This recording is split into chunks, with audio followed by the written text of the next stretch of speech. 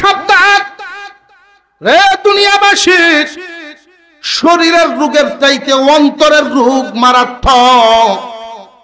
শরীরের রোগের চাইতে অন্তরের রোগ মারাত্মক কেমনে? শরীরের রোগে বেশি তো বেশি মানুষ কবরে যাইব, আর অন্তরের রোগে মানুষ জাহান্নামে যাইব। বডির রোগ সারানো অন্তরের রোগ সারানোর চাইতে গুরুত্ব বেশি না, অথচ আমরা এটার গুরুত্বই বেশি দেই। অন্তরের রোগ সারাও, আল্লাহ ওয়ালাদের সাথী হইয়া যাও। যদি দেখা যায় তোমার দ্বারায় আল্লাহর হুকুম অমান্য হয়ে যায়, অনেক হুকুম আহকামের মধ্যে গফলতি আসতেছে। শরীরের রোগ হইলে জলদি যেমনে ডাক্তারের কাছে যাও, তোমার অন্তর রোগ আক্রান্ত হয়ে গেছে, দেরি করবে না, জলদি জলদি জলদি করে আল্লাহ ওয়ালাদের শরণাপন্ন হও। ঈমান নিয়ে কিভাবে যাওয়া যায়? এই দামি দৌলত আমাদের কাছে আছে, ঈমান নামক দৌলত। এই ঈমানকে নষ্ট করার জন্য শয়তান আপনি আমার পিছনে হামেশাই বিভিন্ন ধোঁকা, বিভিন্ন জাল পেতে রাখে। কোন জালে আমাদেরকে ফাঁসাতে পারে, কোন জালের ফাঁদে ফেলতে পারে, এই চিন্তায় হামেশাই সে ব্যস্ত। ফিতনা মুসিবত এক এক রূপ নিয়ে আপনি আমার সামনে দাঁড়াবে ঈমান লুটার জন্য। আপনি আমাকে সাবধান করার জন্য আল্লাহ পাক ডাক দিয়ে বলেন, ইয়া আইয়ুহাল্লাযীনা আমানু,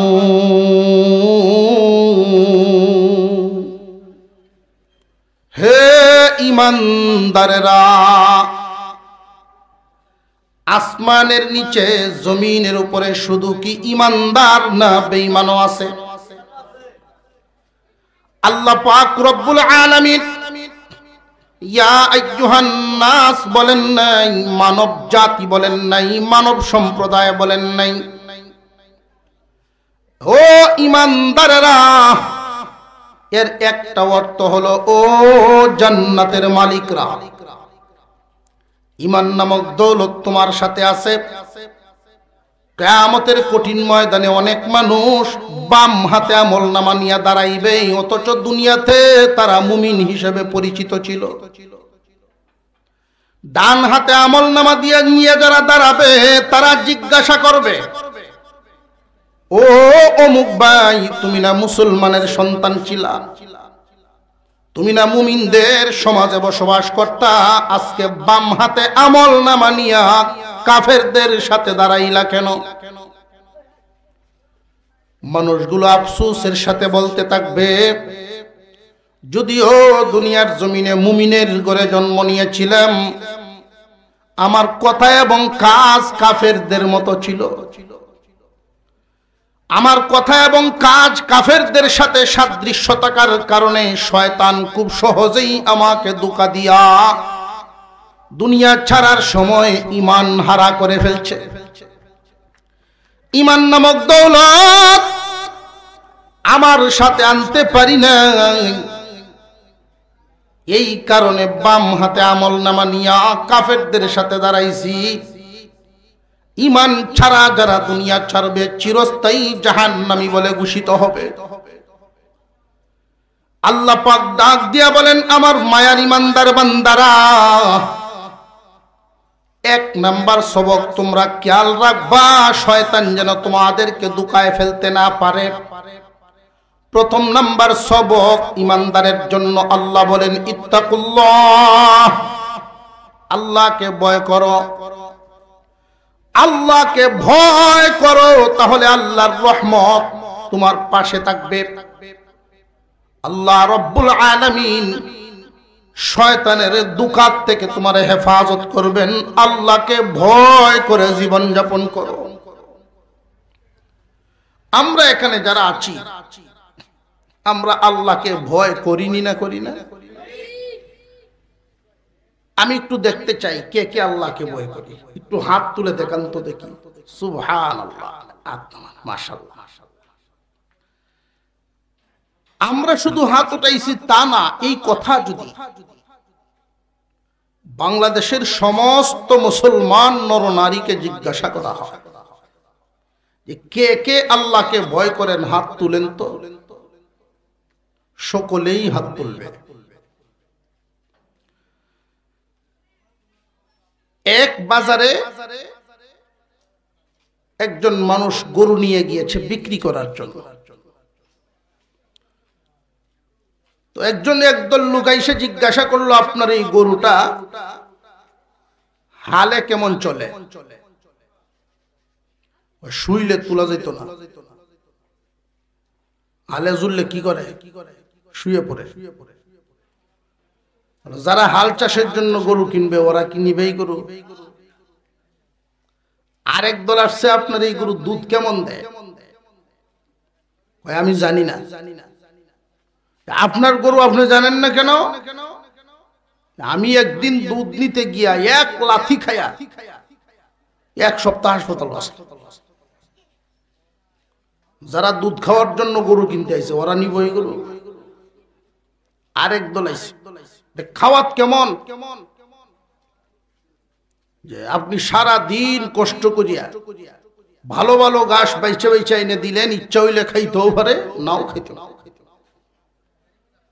যারা গরু লালন পালন করে মোটা তাজা করে লাভ করার আশায় গরু কিনে ওরা কিনবো, খাওয়ানো বলে না, কোনো কাস্টমার নাই।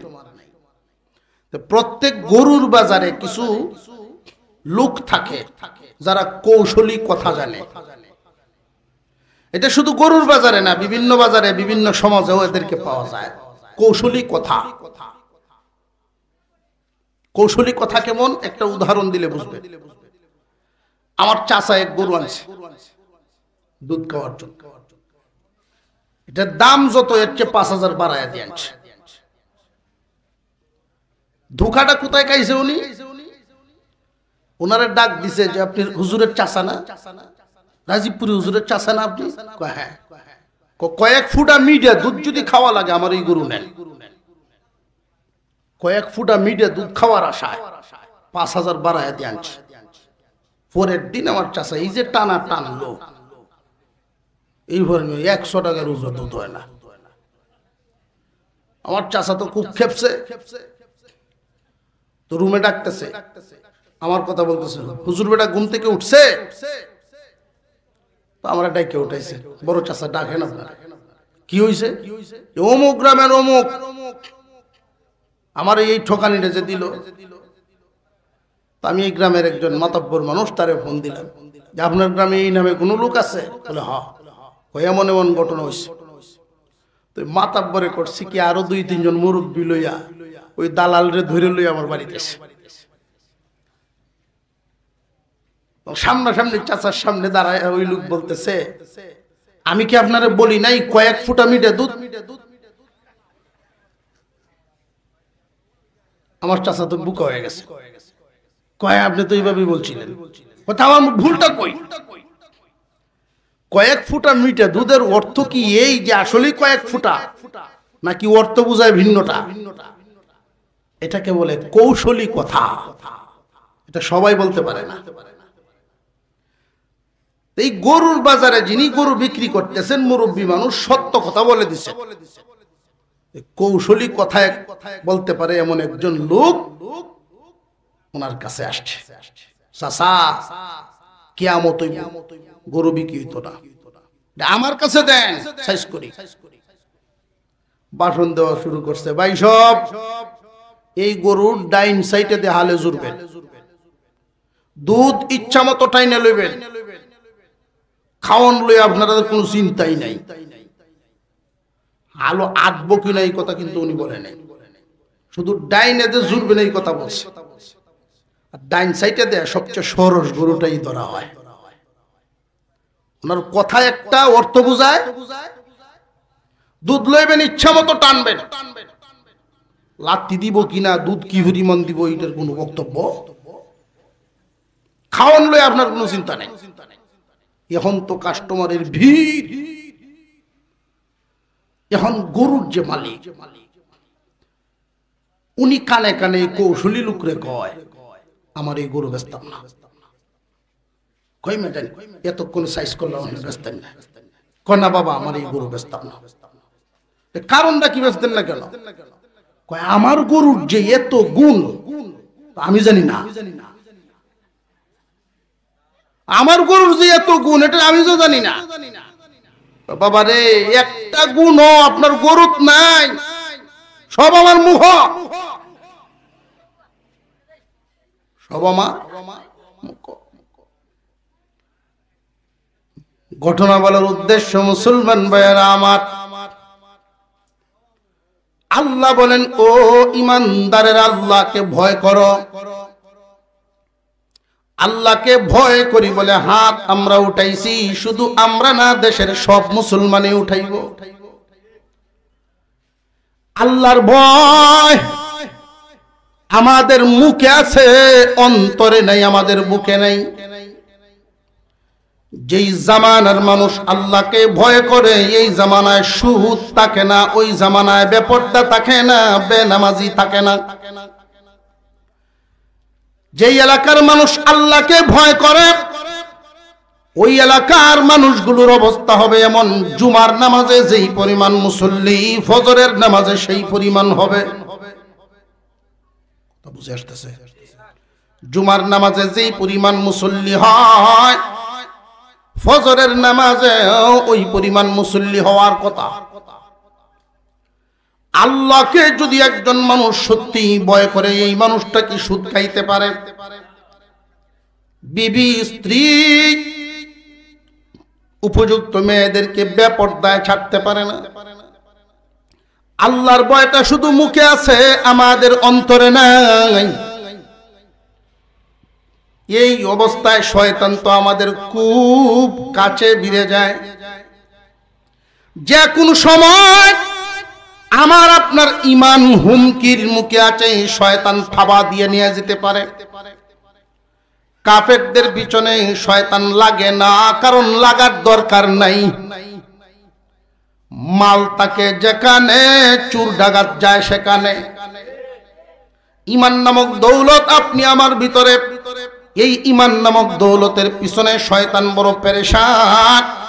এই ঈমানকে লুণ্ঠন করার জন্য খুব মনোযোগ দিয়ে শুনবেন, আল্লাহর হুকুম আহকাম পরিপূর্ণভাবে আদায় করতে মনে যদিও চায়, শয়তানের দুকায় পারি না। একজন মানুষ আল্লাহর হুকুম মতে চলতে পারে না, মনের হুকুমে চলে।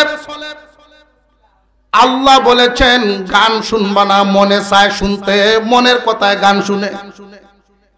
আল্লাহ বলেছেন নামাজ পড়ো, মন চায় না নামাজ পড়তে, মনের কথায় নামাজ পড়ে না। আল্লাহর গোলামি বাদ দিয়ে যখন মানুষ নফসের গোলামি শুরু করে দেয়, আল্লাহ রাব্বুল আলামিন প্রথম সবকটা দিলেন ইত্তাকুল্লাহ, আল্লাহকে ভয় করো। আল্লাহকে ভয় করার অবস্থা হলো এমন, উবাই ইবনে কাব রাদিয়াল্লাহু তাআলা আনহু আল্লাহর পয়গম্বরের একজন সাহাবী ছিলেন। হযরত উমর ফারুক রাদিয়াল্লাহু তাআলা আনহু যেই সময় খলিফাতুল মুসলিমিন রাস্তা দিয়ে হাঁটতেছেন মক্কা এবং মদিনা, উভয় এলাকার নেতৃস্থানীয় লোকেরা ওনার সাথে যাচ্ছিলেন মরুভূমি পাড়ি দিয়ে। একটা এলাকা অতিক্রম করার সময় একজন বৃদ্ধা মহিলা উমরকে নাম ধরে ডাক দিছে। হযরত উমর ঘোড়া থেকে নেমে গেছেন, বলতেছেন তোমরা সবাই দাঁড়াও, ভদ্র মহিলা আমাকে ডাকছেন, আমি উনার কথা শুনে আসি। মক্কা মদিনার মুরব্বী নেতৃস্থানীয় লোকেরা, নবীজির অনেক সাহাবীরা সবাই দাঁড়ায় রইলেন। খলিফাতুল মুসলিমিন ওমর ওই মহিলার সামনে গিয়া মাথা ঝুঁকায়া দাঁড়ায় রয়েছে। মহিলা ডাইকা ডাইকা নসিহত করতেছেন, আর উমর কান পেতে মন ভরে শুনতেছে। নসিহত শুনে যখন উনি আসলেন, নেতৃস্থানীয় লোকেরা জিজ্ঞাসা করেন, ইয়া আমিরাল মুমিনিন, মক্কা মদিনার নেতৃস্থানীয় লোকদেরকে দাঁড় করায়া একজন মহিলা ডাকে আপনি গিয়া হাজির হয়ে গেলেন। সামনে এতক্ষণ দাঁড়ায় দাঁড়ায় তার নসিহত শুনলেন। কে উনি? উনি কি? উনার পরিচয় তো আমরা কেউ জানি না গো উমর। উমর রাদিয়াল্লাহু তাআলা আনহু বলেন, ওগো আল্লাহর পয়গম্বরের সাহাবীরা, এই মহিলা যদি আমাকে বলতেন, উমর রে, 5 ওয়াক্ত নামাজের সময় শুধু পাইবা, বাকি 24 ঘন্টা আমার সামনে দাঁড়ায়া থাকবা, তবু আমি তার সামনে 24 ঘন্টায় দাঁড়ায়া থাকতাম, পাও নাড়ানোর সাহস আমার নাই। এই মহিলা এমন একজন নারী, আল্লাহর পয়গম্বরের দরবারে আসছিলেন নালিশ নিয়ে। আমি তখন সেখানে বসা ছিলাম। ওই মহিলা যেই দিন আসছিলেন নবীজির দরবারে নালিশ নিয়ে আসার পরে আল্লাহ পাক রব্বুল আলামিন এই মহিলার নালিশের জবাবে কোরআনের আয়াত নাজিল করে দিয়েছিলেন। ওই মহিলার কদর কম না। ওই দিন থেকে তার প্রতি মর্যাদা আমার এত বেড়ে গেছে, যার জবানের উপর, যার আপত্তির উপর আল্লাহ আয়াত নাজিল করেন, এই মানুষের দাম কম না, অনেক বেশি। এবার তারা জিজ্ঞাসা করেন, উনি আপনাকে কি বললেন? এই মহিলা আমারে নসিহত করে দিয়েছেন। নসিহত কি নসিহত করলেন? আমাদেরকে কি শুনাইবেন? খলিফাতুল মুসলিমিন ওমর বলেন, উনি আমারে বলছেন, উমর, খলিফা হইছো, একটা কথা সব সময় মনে রাখো, আল্লাহর ভয় যদি দিলের ভিতরে রাখতে পারো, আর কোনো ভয় থাকবে না। আল্লাহর ভয় যার দিলের ভিতরে থাকবে, তার দিলের ভিতরে অন্য কোনো ভয় ঢোকার জায়গা পাবে না। যার ভিতরে আল্লাহর ভয় থাকবে না, দুনিয়ার সকল ভয় তার ভিতরে জায়গা নিবে। আল্লাহর ভয় নাই যার ভিতরে, সন্তান হারাবার ভয় থাকবে, মাল হারাবার ভয় থাকবে, সম্মান হারাইবার ভয় থাকবে, পদ পদবি হারাইবার ভয় থাকবে, বহু ধরনের ভয় তারে ঘিরে রইব। আর যার ভিতরে আল্লাহর ভয় থাকবে, পৃথিবীর কোনো ভয় তার অন্তরে কাজ করবে না। হযরত উমর মজলিসের মধ্যে বসে জিজ্ঞাসা করে ফেললেন, নবীর সাহাবীরা, তোমাদের মধ্যে কি কেউ আসনি? এই শব্দের ব্যাখ্যা আমারে বুঝায় দিবা। আল্লাহ যে বললেন ইত্তাকুল্লাহ, আল্লাহকে ভয় করার জন্য কিভাবে জীবন যাপন করলে আল্লাহকে ভয় করা হয় আমার একটু বুঝায় দাও। নবীজির সাহাবীরা কেউ উঠে দাঁড়ান না, কেউ বলতেছেন না, কারণ আল্লাহর নবীর সাহাবী উমরের ভয় অন্তরে কি কম আছে? উমরের মর্যাদা কি কম না অনেক বেশি? খলিফাতুল মুসলিমিন উমর, আল্লাহ পাক উনার মর্যাদা কেমন বাড়াইছেন, কেমন বাড়াইছেন। উনার খেলাফত আমলে হযরত আলী রাদিয়াল্লাহু তাআলা আনহু ঘুমাইছেন মদিনায়। গভীর রজনীতে, শেষ রাত্রিতে স্বপ্নে দেখতেছেন। কি স্বপ্ন দেখলেন? আল্লাহর পয়গম্বরকে স্বপ্ন দেখেন মসজিদে নববীর নামাজের ইমামতি করেন। ফজরের নামাজ হচ্ছে, ইমামতি করেন আল্লাহর পয়গম্বর। সাহাবীরা পিছনে দাঁড়াইছেন। নামাজ শেষ হলে নবীজি যখন সালাম ফিরাইলেন, এমনি মসজিদে নববীর সামনে একজন মহিলা আয়েশা ডাকতেছে, কে আছো? একজন আসো, আমার নতুন গাছের খেজুর আমি নিয়ে আসছি বিশ্ব নবীকে দেওয়ার জন্য। নতুন বাসায় যদি কেউ উঠে, একজন বরকতি মানুষকে নিয়ে পা ফেলা হয়। নতুন গাছে কিছু যদি হয়, বরকতি মানুষকে খানা খাওয়ানো। প্রথম প্রথম বেতন পায় বা বিদেশ থেকে কেউ পাঠায়, মসজিদে দেয়, মুসল্লিদেরকে দেয়, আলেম উলামাদেরকে, বরকতি মানুষদেরকে দেয়। এটা এই জামানার প্রচলন না, বিশ্ব নবীর জামানার। আনসার মহিলা নতুন গাছের খেজুর নিয়ে মসজিদে নববীর সামনে হাজির। স্বপ্নটা দেখতেছেন হযরত আলী। এই ঘটনাটা কি বাস্তব না স্বপ্ন? স্বপ্ন দেখতেছিলেন মহিলা ডাকতেছে, কে আসো? পাত্রটা নেও, বিশ্ব নবীর হাতে দাও, উনি নিজেও যেন খান, ওনার সাথীদেরকেও খাইতে দেন। নবীজির একজন সাহাবী, আল্লাহর পয়গম্বরের সামনে সব সাহাবীরা কোরআন পড়তে পারতেন না, ভয় পেতেন। যার উপর আল্লাহর কালাম নাজিল হয়েছে তার সামনে কেমনে তিলাওয়াত করি, এত বড় দুঃসাহস কেউ করতেন না। নবীজি সাল্লাল্লাহু আলাইহি ওয়াসাল্লাম হঠাৎ করে একদিন উবাই ইবনে কাবের পিছনে দাঁড়ায় দাঁড়ায় কোরআন তিলাওয়াত শুনতেছিলেন। হযরত উবাই কোরআন তিলাওয়াত করতেছেন। যেই মাত্র উবাই ইবনে কাব রাদিয়াল্লাহু আনহু আন্দাজ করলেন পিছনে কেউ দাঁড়িয়ে আছেন, উনি ঘুরে দেখায় দেখেন বিশ্ব নবী দাঁড়ায় আছেন, তিলাওয়াত বন্ধ করে দিয়েছে। আল্লাহর নবী বলেন, উবাই তিলাওয়াত করো। উবাই ইবনে কাব বলেন, ইয়া রাসূলুল্লাহ, আপনার সামনে আল্লাহর কালাম তিলাওয়াত করতে তো ভয় লাগে। আল্লাহর নবী বলেন, আল্লাহ আমাকে আদেশ দিয়েছেন তিলাওয়াত শোনার জন্য। ইয়া রাসূলুল্লাহ, আল্লাহ আদেশ দিয়েছেন। আপনার তো অনেক সাহাবী আছেন যে কারণ তিলাওয়াত শুনতে পারবেন। আল্লাহ কি আমার নাম উল্লেখ করছেন নাকি যে আমার তিলাওয়াত শোনার জন্য?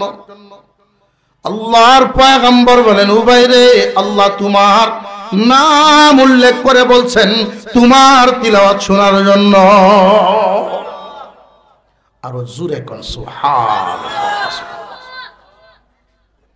হযরত উমর বলেন, উবাই তুমি দাঁড়াও, তোমার তিলাওয়াত বিশ্ব নবী শুনছেন, সুতরাং তুমি ব্যাখ্যা দাও।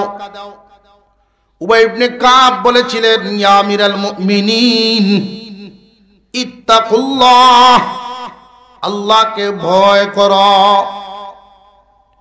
এই শব্দটার উপর আমল হবে এমন ভাবে জীবন যাপন করলে দুনিয়ার জমিনে চলতে ফিরতে এমন কি রাস্তা কখনো দেখছেন যেই রাস্তাটা খুব চিকন হবে, দুনো সাইডে দিয়া কাটার গাছ, দুনো সাইডে কাটার গাছ, রাস্তাটা খুব চিকন, এমন কোন রাস্তা জীবনে চলছেন? ওমর বলেন, হ্যাঁ, রাস্তা যদি এমন হয় খুব সাবধানে কদম বাড়ানো লাগে। উবাই ইবনে কাব বলেন, ঠিক তেমনি একজন ইমানদার প্রত্যেকটা কাজ খুব সাবধানে করবে। এই কাজটাই কি আমার আল্লাহ খুশি না বেজার? চিন্তা করবে আগে, কাজ করবে পরে। যারা চিন্তা করিয়া বেঁচে থাকবে তার অন্তরে আল্লাহর ভয় ঢুকবে।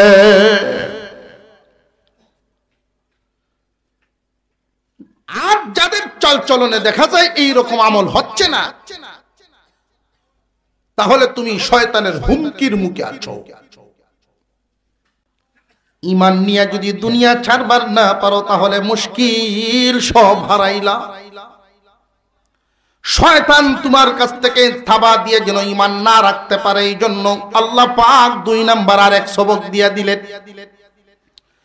তাকওয়ার মাপকাঠি সবার সমান না, আমলের অবস্থা সবার সমান না। কারোর ভিতরে তাকওয়া পুরাপুরি আসতে নাও পারে। আল্লাহ রাব্বুল আলামিন এই জন্য দ্বিতীয় সবক দিয়া বান্দাদেরকে ঈমান নিয়ে মরার সহজ একটা পন্থা বের করে দিলেন, ওয়াকুনু মা'আস সাদিকিন।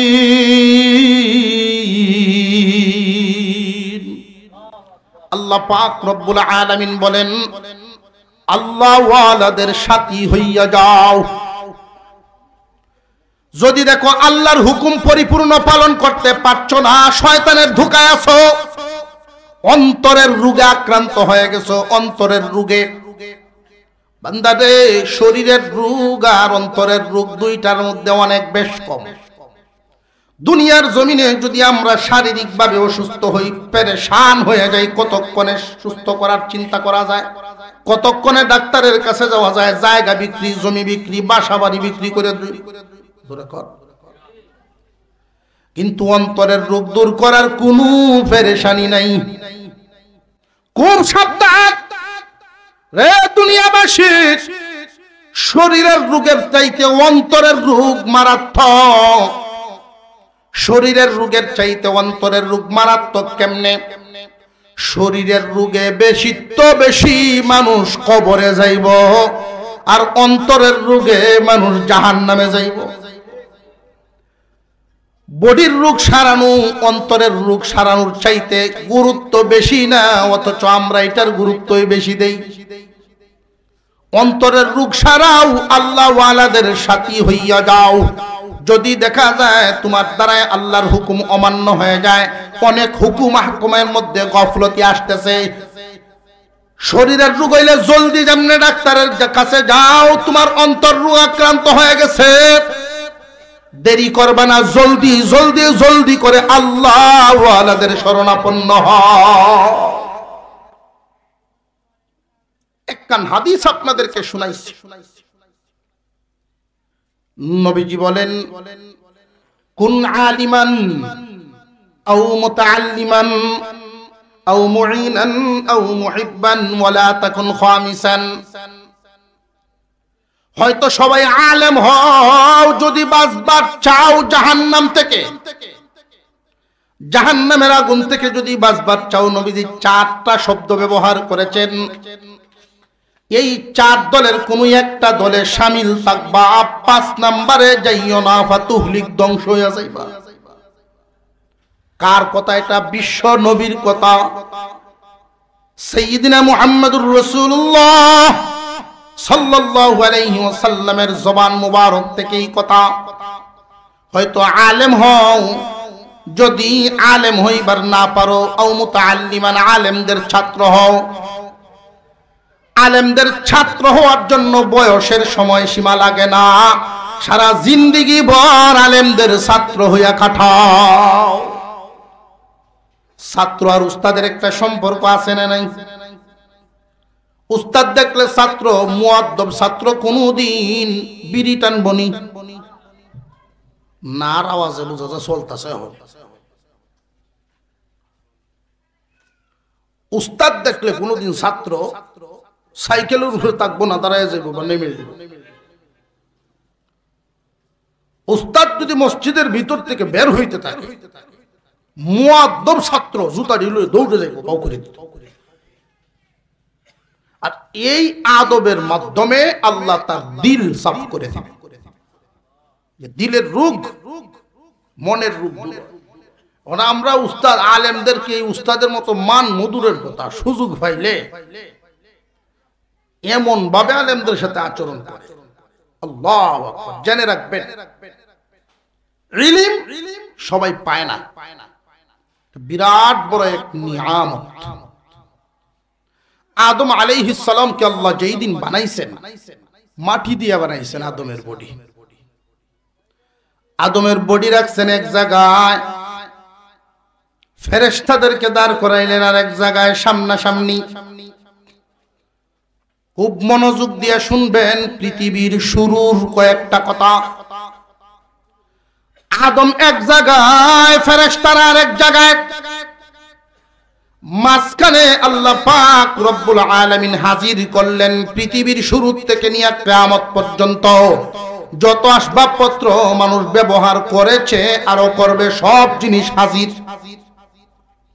আল্লাহ পাক রব্বুল আলামিন প্রথমে হুকুম দিলেন, ও ফেরেশতারা এগুলোর নাম বলো, গুণ বলো।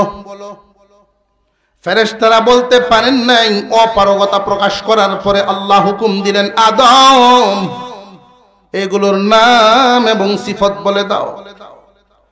আদম আলাইহিস সালাম সবগুলোর নাম এবং সিফত বলে দিলেন। আল্লাহ রাব্বুল আলামিন ইলম আদমের ভিতরে ঢুকানোর কারণেই সবগুলোর নাম বলতে পারছে। আল্লাহ ঘোষণা দিলেন, ফেরেশতারা তোমাদেরকে যদিও নূর দিয়া বানাইছি, আদমকে আমি মাটি দিয়া বানায় তার ভিতরে ইলম দিয়া, ইলমের কারণে সে সম্মানী হয়ে গেছে। সম্মান দিছেন কে?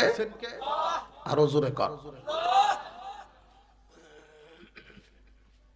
আল্লাহ সম্মান দিয়ে হুকুম দিলেন, তোমরা তাকে সম্মান জানাও সিজদার মাধ্যমে। আল্লাহর এই হুকুম পালন করার সময় একজনের সিজদা দেয় নাই, তার নাম ইবলিস। এমন লানত হইল এই পর্যন্ত কেউ নাম ইবলিস রাখছে শুনছ?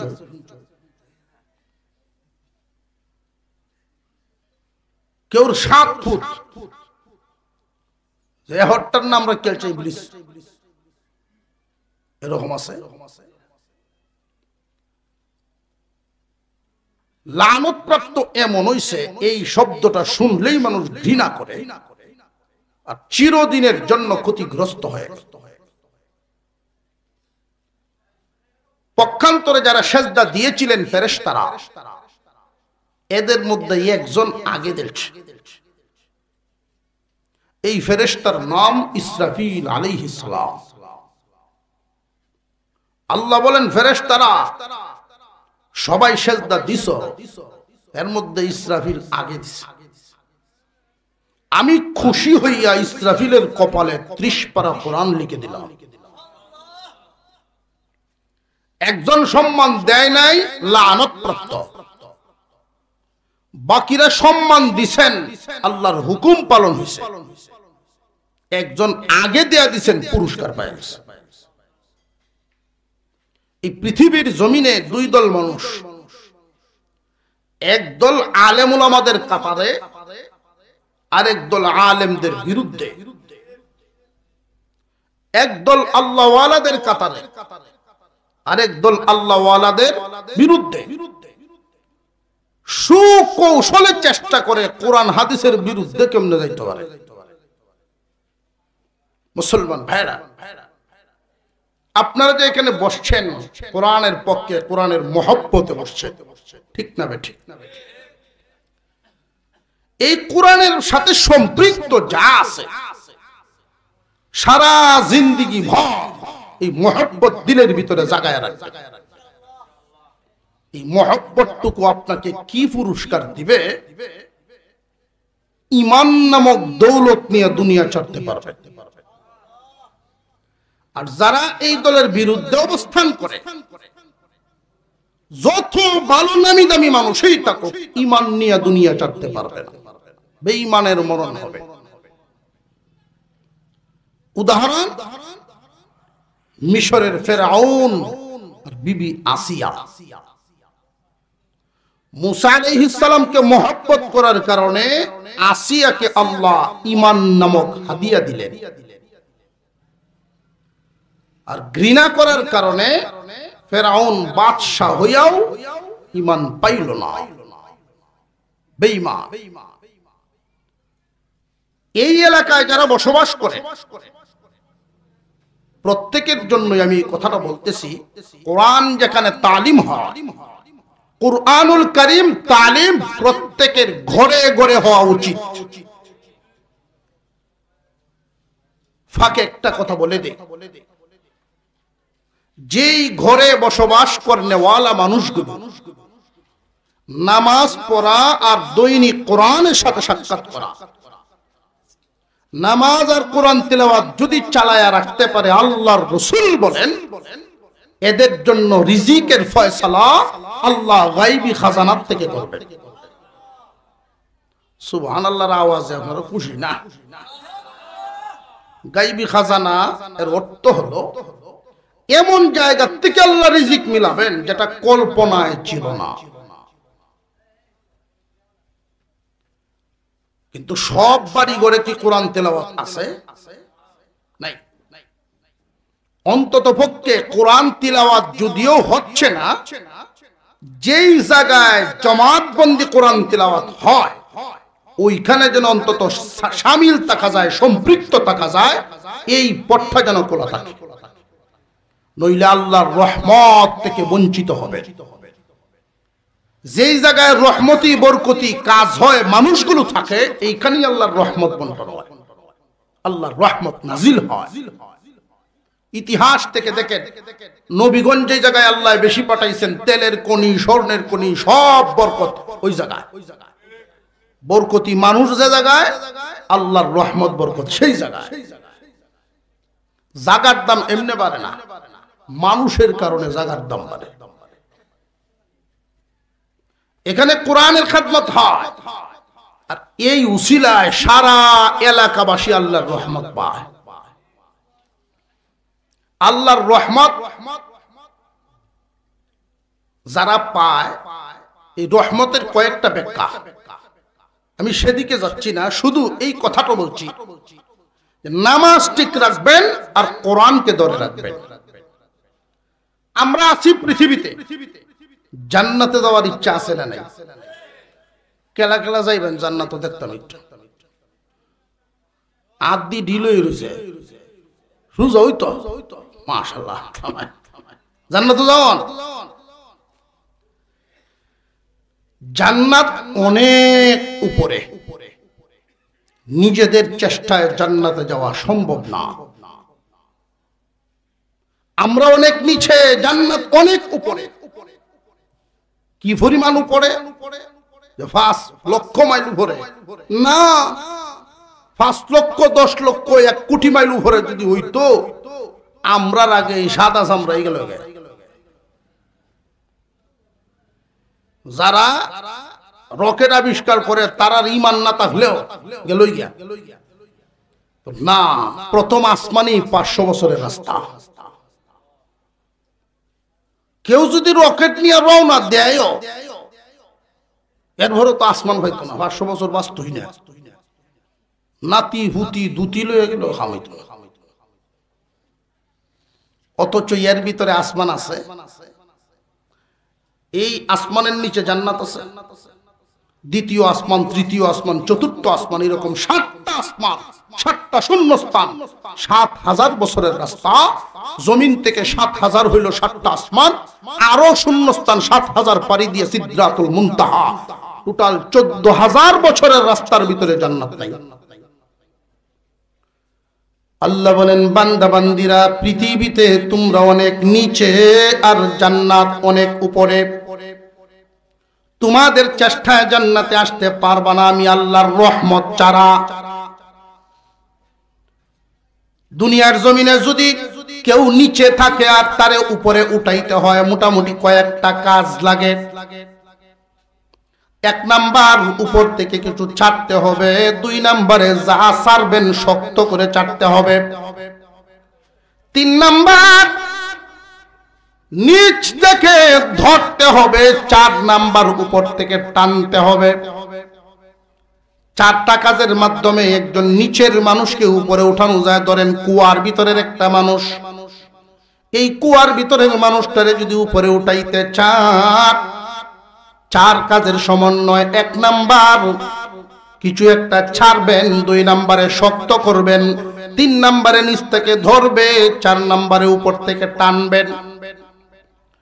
আল্লাহ বলেন, বান্দারা তোমরা অনেক নিচে, জান্নাত অনেক উপরে, নিজেদের চেষ্টায় আসতে পারবা না। এই জন্য আমি আল্লাহ রশি ছাড়লাম, এই রশিটা শক্তও করলাম। ধরবাই শুধু তুমি, টান দিয়া উঠাইব আমি। 4 কাজের 3টাই করছেন আল্লাহ, একটা করবো আমরা, শুধু ধরা। আর আল্লাহর রশির নাম কুরআনুল কারীম।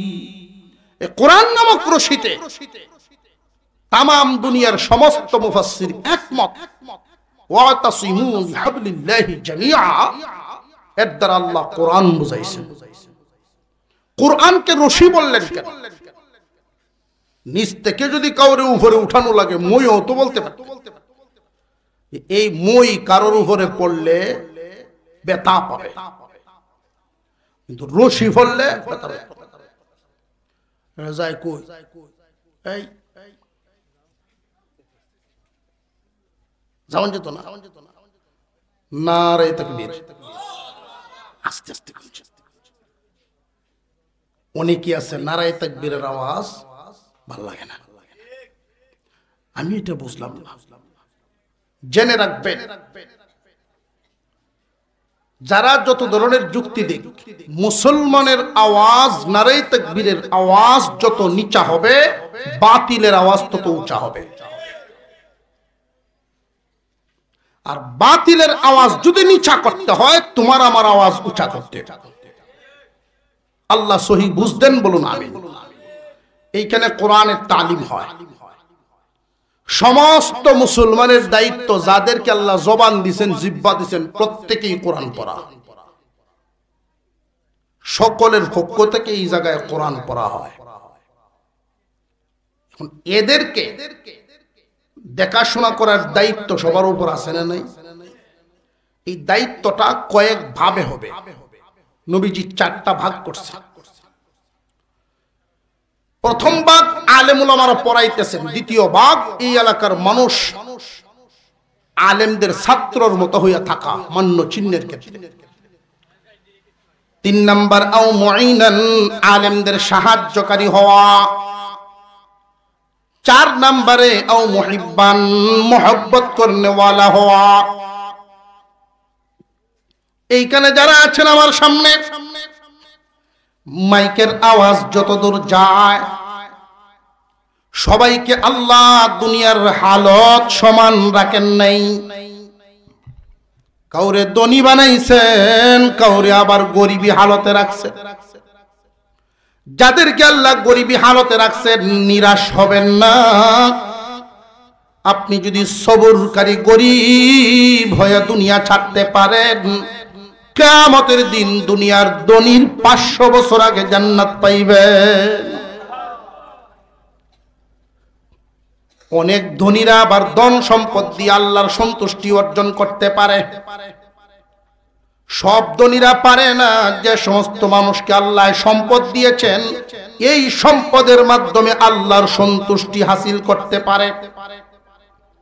হযরত উসমান রাদিয়াল্লাহু তাআলা আনহু ধনী ছিলেন, উনার সম্পদ দিয়ে আল্লাহর সন্তুষ্টি কিনছেন।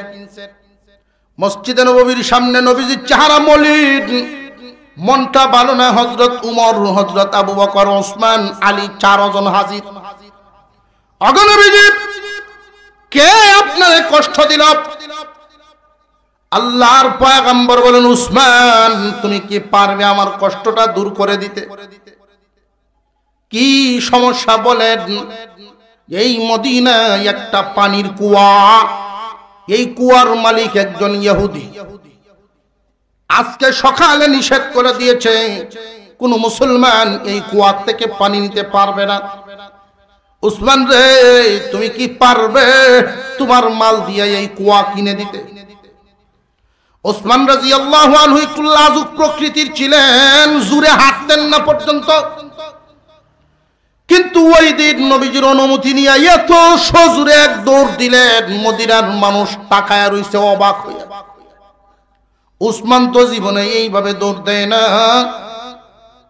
দৌড়ায়া ইহুদির বাড়ির সামনে গিয়া ডাকতেছে, তুমি বাড়ি সামনে আসছে, কি ব্যাপার?